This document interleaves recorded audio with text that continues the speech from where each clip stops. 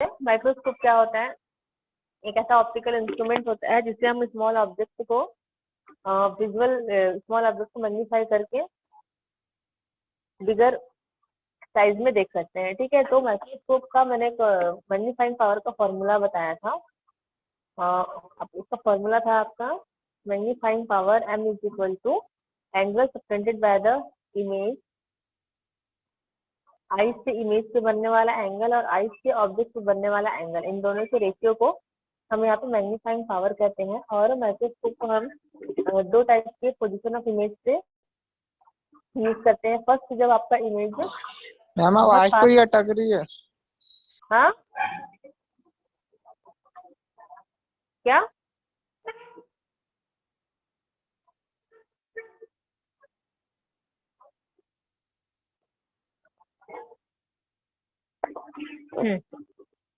दो पोजीशन पे देखते हैं। फर्स्ट एक पोजीशन है आपका जब इमेज लीस्ट डिस्टेंस पे बनता है, मतलब कि बहुत पास पे रहेगा, लेकिन वो आपको उसका जो विजन रहेगा वो डिस्टिंक्ट रहता है, मतलब कि काफी बड़ा साइज में दिखाता है। और दूसरा था आपका कंडीशन जब इमेज जो है वो इनफाइनाइट डिस्टेंस पे बनता है। ठीक है, तो माइक्रोस्कोप दो टाइप के होते हैं, एक सिंपल माइक्रोस्कोप और एक कंपाउंड माइक्रोस्कोप।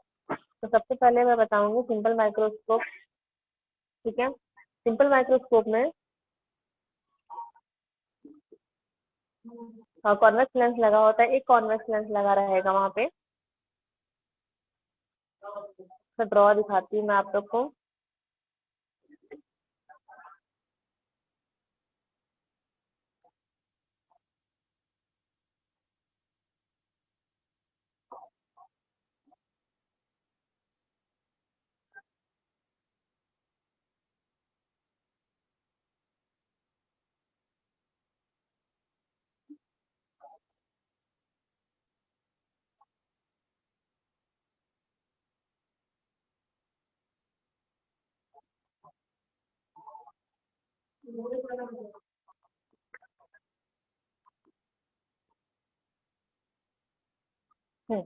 इसका जो रे डायग्राम है, एग्जाम में आता है कि रे डायग्राम बनाइए। सिंपल माइक्रोस्कोप में ये देखेंगे यहाँ पे, ये आपका एक लेंस लगा होता है, कॉन्वेक्स लेंस लगा होता है। ठीक है, जिसका फोकल लेंथ कम होगा और इसका जो पावर है वो ज्यादा होता है। ठीक है, जनरली हम यहाँ पे मैग्नीफाइंग लेंस का यूज करते हैं, रीडिंग लेंस का यूज करते हैं, बिकॉज वो छोटे छोटे लेटर्स को काफी बिगर साइज में दिखाता है। ठीक है, और इसके अलावा इसका यूज हम लेबोरेटरी में भी करते हैं। तो जैसे कि यहाँ पर आप देखेंगे ए डैश बी डैश एक रखा हुआ है, एक ऑब्जेक्ट है, ए डबल डैश और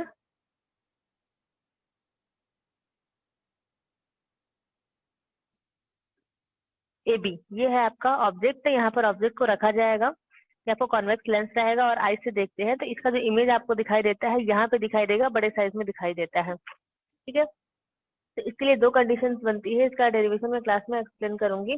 दो कंडीशन बनता है, एक कंडीशन जो होता है वो ये होता है कि अगर आपका इमेज पास में पास पे रखा हुआ है और बड़े साइज में दिखाई दे रहा है तो, और एक जो होता है अगर वो बहुत दूर पे दिखाई दे रहा है या इनफाइनाइट डिस्टेंस पे बन रहा है। इसके बाद है आपका दूसरा कंपाउंड माइक्रोस्कोप।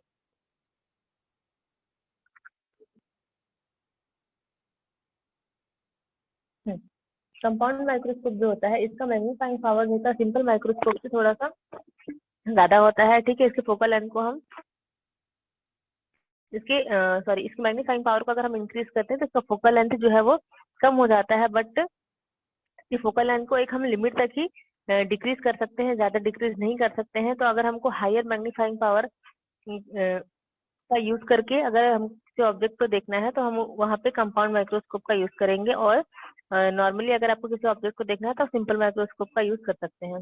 यहाँ पे इस टाइप के माइक्रोस्कोप में टू टाइप का कॉन्वेक्स लेंस लगा होता है, बिकॉज ये आपका कंपाउंड है तो यहाँ पे दो लेंस लगे होंगे। एक आपका ऑब्जेक्ट के पास रखा जाएगा जिसको हम ऑब्जेक्टिव लेंस से बोलेंगे, और एक आपका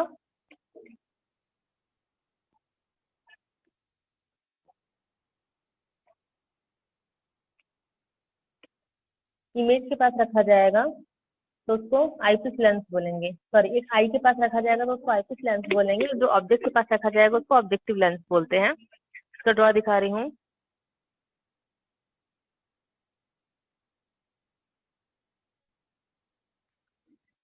देखिए यहाँ पे क्या है कि ये है आपके आई के पास वाला लेंस है, इसको ऑब्जेक्टिव लेंस बोलेंगे, ठीक है। और ये जो लेंस है, सॉरी आई के पास रखा है तो इसको आई पीस लेंस बोलेंगे, और ऑब्जेक्ट जहाँ पे हम रखेंगे उसको हम ऑब्जेक्टिव लेंस बोलते हैं। तो इन दोनों की हेल्प से देखिए ये आपका ए और बी जो लिखा हुआ है ये आपका ऑब्जेक्ट होगा, हमेशा याद रखेंगे। ए डैश बी डैश इसका इमेज है जो कि आपको उल्टा यहाँ पे दिखाई देगा। और दोनों लेंस की हेल्प से अगर आप देखेंगे तो उसका जो एक्चुअल इमेज है A double dash B double dash वो आपको यहाँ पे दिखाई देता है। तो यहाँ पे भी दो कंडीशंस बनती है, एक आपका जब इमेज लिस्ट डिस्टेंस पे रखा होगा और लार्ज विजन में दिखाई देगा, और दूसरा जब वो इमेज आपका इनफाइनाइट डिस्टेंस पे बनता है।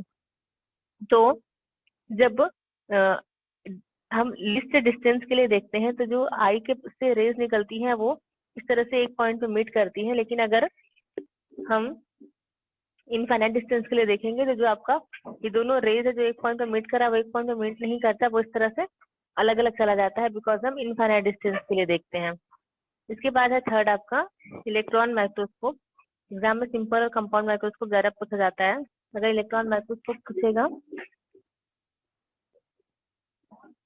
हाँ, तो देखते हैं इलेक्ट्रॉन माइक्रोस्कोप क्या होता है। इसकी हेल्प से हम इलेक्ट्रॉन जो कि बहुत ही स्मॉलेस्ट पार्टिकल होता है, फंडामेंटल पार्टिकल जिसको कहते हैं, उस टाइप के ऑब्जेक्ट को भी हम देख सकते हैं।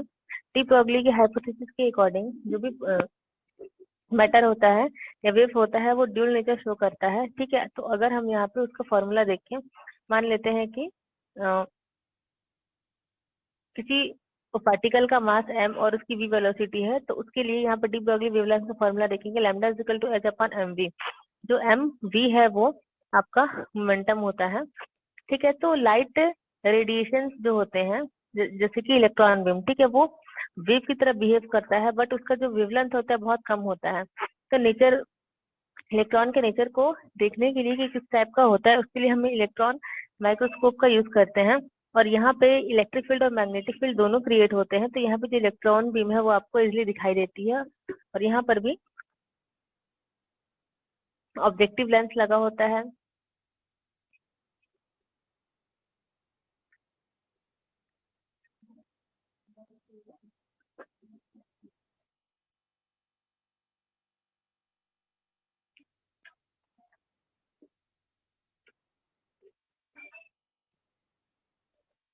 जो देखेंगे इस तरह का दिखाई देता है एक्चुअल में, और इसके अंदर पे यहाँ पर रखा गया है, अंदर का जो रे डायग्राम है वैसा बताया गया है कि ये फिलामेंट है, फिलामेंट से जो रेज होती हैं, फिलामेंट ऐसा लगा रहेगा, वहां से जो लाइट बीम निकलेगी वो इस तरह से दो पार्ट में डिवाइड होकर के इस तरह से क्रॉस होते हुए आती है, और लास्ट में उसका इमेज आपको दिखाई देता है। एक इमेज यहाँ पे दिखाई देगा, एक इमेज यहाँ पे दिखाई देगा, ऑब्जेक्ट को यहाँ रखा जाएगा, ठीक है। ये आपका I1 एक इमेज हो गया, I2 सेकेंड इमेज हो गया। तो इसका जो मैग्नीफाइंग पावर होता है बहुत ही ज्यादा हाई होता है, और अगर हम ऑप्टिकल माइक्रोस्कोप का यूज करेंगे तो इसका मैग्नीफाइंग पावर जो है वो 2000 टाइम्स, लगभग 2000 टाइम्स ज्यादा होता है। बट इलेक्ट्रॉन माइक्रोस्कोप का जो मैग्नीफाइंग पावर होता है वो 1 लाख टाइम्स ज्यादा होता है। सिंपल माइक्रोस्कोप की के कंपेयर करेंगे तो 1 लाख टाइम्स ज्यादा होता है इलेक्ट्रॉन माइक्रोस्कोप का जो मैग्नीफाइंग पावर होता है। तो यहाँ पे हम इलेक्ट्रॉन की बीम को देख सकते हैं, ठीक है। इलेक्ट्रॉन तो काफी स्मॉलेस्ट पार्टिकल होगा, तो उससे जो रेज निकलेंगी वो भी काफी पतली और काफी स्मॉल होती है। और इसका जो वर्किंग होता है वो इलेक्ट्रॉन माइक्रोस्कोप का वर्किंग वो ऑप्टिकल माइक्रोस्कोप की तरह ही होता है। यहाँ पे जो इलेक्ट्रॉन्स होते हैं वो फिलामेंट एफ से निकलते हैं, जब हम उसको पोटेंशियल डिफरेंस देंगे तो वहां से निकलेंगे लगभग 50,000 से लेकर 60,000 वोल्ट तक का उनका पोटेंशियल डिफरेंस होगा।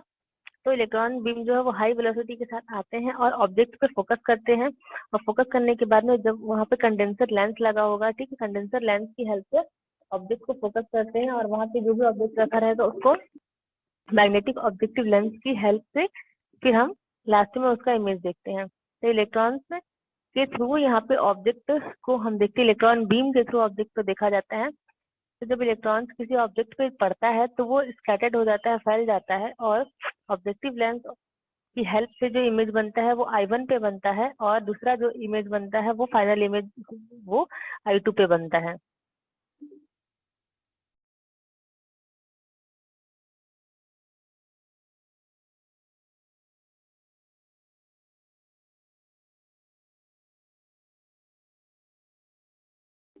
उसके बाद है आपका नेक्स्ट टॉपिक टेलीस्कोप। सारे इस माइक्रोस्कोप का डेरिवेशन है क्लास में एक्सप्लेन करूंगी। टेलीस्कोप एक ऑप्टिकल इंस्ट्रूमेंट होता है जिसकी हेल्प से हम दूर की चीजों को देख सकते हैं। स्काई में जैसे आपको मून को देखना है या फिर किसी प्लेनेट को देखना है तो हम इसका यूज कर सकते हैं दूर की चीजों के लिए, ठीक है। और इसके दो टाइप हमें बताए गए हैं, एक है आपका रिफ्लेक्टिंग टेलीस्कोप और एक है आपका रिफ्रैक्टिंग टेलीस्कोप। तो रिफ्लेक्टिंग टेलीस्कोप में हम कॉनकेव मिरर का यूज करेंगे, ठीक है। रिफ्लेक्टिंग बोला है मतलब वहां पे मिरर का यूज किया जाएगा। और रिफ्रैक्टिंग टेलीस्कोप जो है यहाँ पे हम लेंस का यूज करेंगे, ठीक है, बिकॉज वो कोई पॉली सरफेस का यूज नहीं करेंगे। तो रिफ्रैक्टिंग टेलीस्कोप टू टाइप के होते हैं, एस्ट्रोनॉमिकल और टेरेस्ट्रियल, ठीक है। अगर हमको किसी हैवी बॉडी को देखना है जो कि हमारे अर्थ के बाहर है तो हम इसके लिए टेलीस्कोप का यूज करेंगे एस्ट्रोनॉमिकल। और हमको अगर अर्थ से दूर चीजों को देखना है या अर्थ पे प्रेजेंट किसी चीज को दूर पे जो प्रेजेंट है उसको देखने के लिए हम टेरेस्ट्रियल टेलीस्कोप का यूज करते हैं। तो सिंपल आप देखिए एक टेलीस्कोप इस तरह से दिखाई देगा। इसका फॉर्मूला जो होता है मैग्नीफाइंग पावर का formula visual angle of final image divide by visual angle of object, ठीक है। अब देखिए एस्ट्रोनॉमिकल, इसका यूज हम करते हैं किसी हैवी बॉडी को देखने के लिए। यहाँ पर एक इस तरह से लॉन्ग ट्यूब बना होता है, ठीक है, जिसमें कॉन्वेक्स लेंस लगा होता है, ठीक है, एक साइड पे, जिसको ऑब्जेक्टिव लेंस बोलेंगे। और जो ऑब्जेक्टिव लेंस होता है बहुत से लेंस के कॉम्बिनेशन से मिलके बना होता है।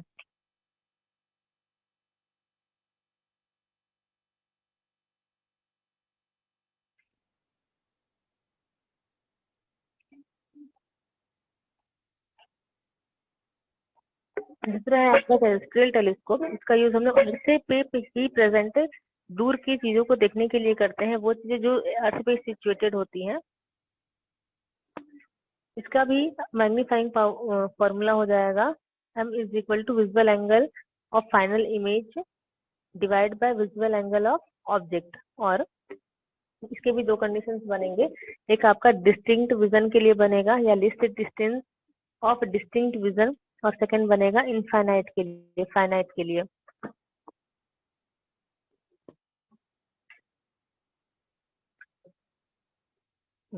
तो अब इस चैप्टर में जो भी है डेरिवेशन वगैरह वो मैं क्लास में ही एक्सप्लेन करूंगी। इसके अलावा कोई भी अब थ्योरी नहीं है जिसको मैं जूम पे एक्सप्लेन कर सकूं, ठीक है। तो इसके बाद आपका कोर्स खत्म हो जाएगा, तो मैं डेरिवेशन क्लास में समझाऊंगी।